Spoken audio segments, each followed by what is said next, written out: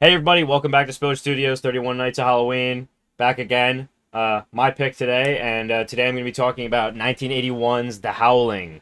This is a movie that I watched, I think, for the first time last year. And, I love the classic monsters, dude. I love werewolves, I love vampires, and I was looking for werewolf movies to watch. And The Howling, if you look up werewolf movies, comes up.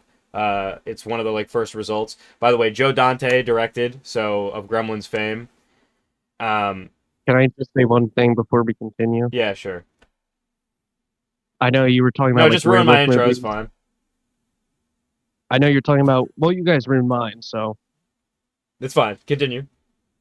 anyway, so werewolf movies. I know you were talking about Dog Soldiers before this, and that Yeah. would be a movie I would definitely love to cover on this channel because All that's right. Well, we're talking one about of the the Howling right that's now, probably. so But anyway, yeah, Dog Soldiers. We should definitely talk no, I about it do on want the to channel. watch that, but I since you watched it, I didn't Wild. do it for this series.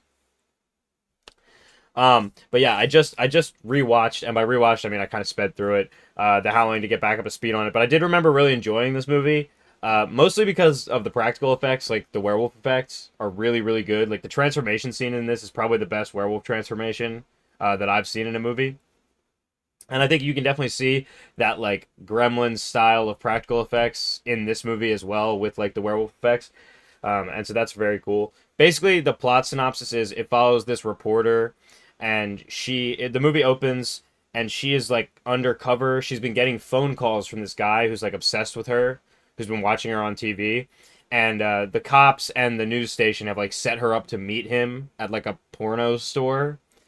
Well, she doesn't know where she's gonna meet him exactly. She goes to a phone booth and then she meets him at this porno store, and it's really it's not clear what he tries to do to her because she goes into a booth where he's in there, and it's not clear what he tries to do to her exactly. But then thank you. Can we Um, just ban cheese whiz from any? yeah, I just whatever. I, Easy cheese. I don't fucking care. Okay. Um, anyway, and the cops end up shooting the guy, and then she is traumatized from the situation. Um, and she tries to do the news again, and then she's having flashbacks to the whole situation, and it's frustrating her. And her husband is really weird about it because he's trying to have sex with her, and she's clearly got trauma from this guy who wanted to do terrible things to her, and he is just not having it at all. He's getting kind of pissy about it. And then I guess after the news stuff happens, they have a therapist on staff, which I don't know why.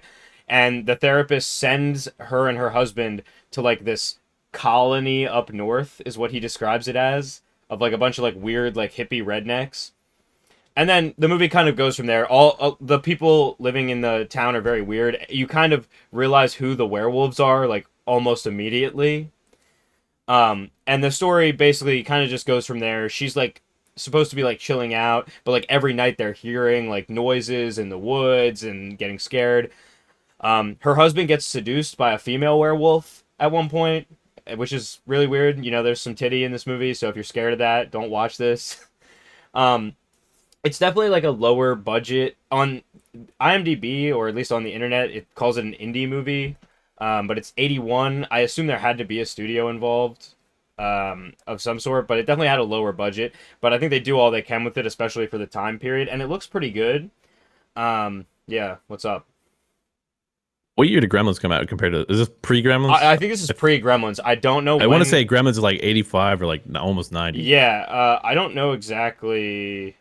Not Gremlins is like 84. So this is 3 years before Gremlins. Okay. But you could definitely see the influence as far as the effects are concerned, and that Joe Dante style of practical effects in this going on to Gremlins, especially in the transformation scene and stuff. The ending of this movie is also crazy. It goes from 0 to 100. Eventually, so there's a B plot where her other friends from the news station are investigating the original guy, the guy who attacked her. He ends up being connected to this werewolf conspiracy and all this stuff, and they end up going to the colony then and linking up and becoming a cast together. And it just goes from there and gets really crazy at the end. And there's some cool action stuff too at the very end, and it just kind of all goes haywire. It's not the most amazing movie in the world. It's really goofy. It doesn't necessarily take itself too seriously. Like, there's a lot of jokes. Like, it's weird because like the characters are clearly taking the premise seriously, but the way it's written, you can tell that the writers weren't taking it seriously, which I like. I like that the characters in the movie take it seriously, but like the way it's written is like very like goofy. Um, and I don't know.